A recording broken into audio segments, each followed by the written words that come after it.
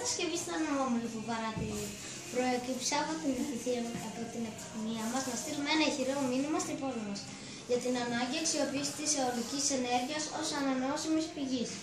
Θέλοντας να συνδέσουμε τη σύγχρονη αυτή ανάγκη με την παράδοσή μας, προτιμήσαμε αντί για ένα αιωλικό πάρκο να κατασκευάσουμε έναν ανεμόμυλο. Ο συγκεκριμένος ανεμόμυλος βρίσκεται στην παραλία των Καλυβών του Δήμου μας. Χτίστηκε πριν από 100 περίπου χρόνια και αποτελεί ένα αξιοθέατρο της περιοχής, το οποίο προσελκύει το ενδιαφέρον μας κάθε φορά που επισκεπτόμαστε τις Καλύβες για τις θερινές μας κυρίως διακοπές. Η κατασκευή μας αποτελείται από δύο μέρη. Το πρώτο τμήμα της είναι ο ανεμόμυλος, χτισμένος από τουβλάκια της Lego, πάνω στα οποία τοποθετήσαμε έναν κινητήρα για να περιστρέφει τους έλκες της φτερωτής. Χρησιμοποιήσαμε δύο χαρτόνια για να τον ντύσουμε.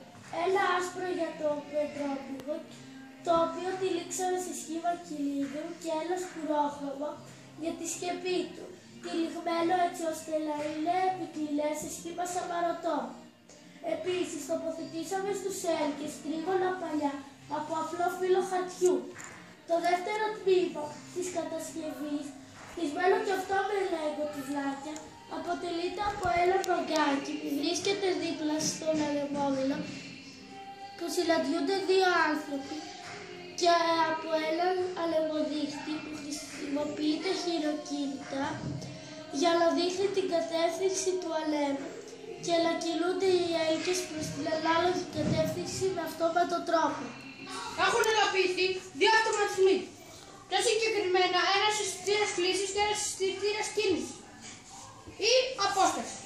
Ο αισθητήρας κλήσης είναι τοποθετημένος κάτω από τον ανεμοδείκτη, έτσι ώστε όταν κινούμε τον ανεμοδείκτη προς την αριστερή κατεύθυνση, με στόχο να παρατηρήσουμε το γεγονός ότι φυσάει ανατολικός άνεμος. Περιστρέφονται οι έλικες στην ίδια κατεύθυνση.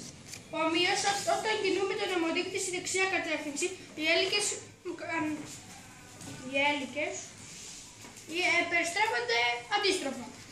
Πολλές φορές επίσης, όταν το έχουμε στη μέση, είναι σε άπνοια, δηλαδή δεν κινούνται οι έλικες. Ο αισθητήρας κίνησης βρίσκεται στο παγκάκι και χρησιμοποιείται για να αντιλαμβάνεται την παρουσία ενός ανθρώπου που πλησιάζει σε αυτό και ξεκινάει ένα διάλογος ανάμεσα σε αυτόν που είναι ήδη καθισμένος και σε εκείνο που μόλις πλησιάζει.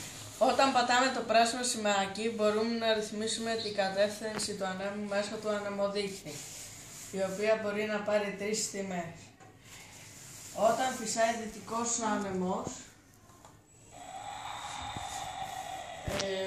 ο ανεμοδείκτης πηγαίνει προς τα ανατολικά και γυρνάει ο ανεμόμυλος, οι φτερωτές του ανεμόμυλου προς τα ανατολικά.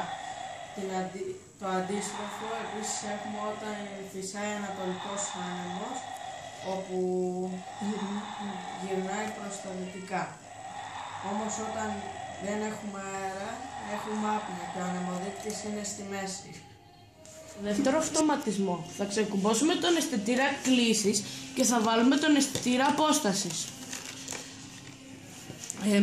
Και όταν περάσει αυτό το ανθρωπάκι μπροστά από τον αισθητήρα απόστασης, θα ακουστεί ένας διάλογος.